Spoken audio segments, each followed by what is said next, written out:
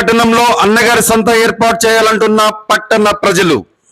అద్దంకి పట్టణంలో తిరిగి అన్నగారి సంతను ఏర్పాటు చేయాలని పట్టణ ప్రజలు అద్దంకి శాసనసభ్యులు రాష్ట్ర విద్యుత్ శాఖ మంత్రి గొట్టిపాటి రవికుమార్ కు తమ విజ్ఞప్తి తెలియజేస్తా ఉన్నారు. గతంలో అన్నగారి సంత ఉన్నప్పుడు కూరగాయల కొనుగోలు చాలా సౌలభ్యంగా ఉందని, ధరలు అందరికీ అందుబాటులో ఉన్నాయని, ప్రస్తుత సంతలో ధరలు విపరీతంగా పెంచేశారని, కొనుగోలు చేయడానికి చాలా ఇబ్బందికరంగా ఉందని పట్టణ ప్రజలు వాపోతూ ఉన్నారు.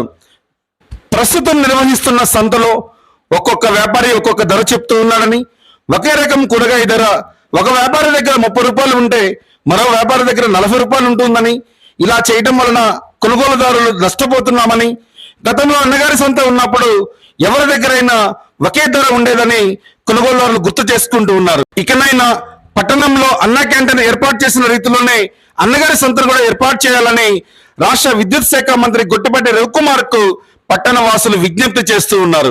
చూడాలి మరి ఏం జరుగుతుందో.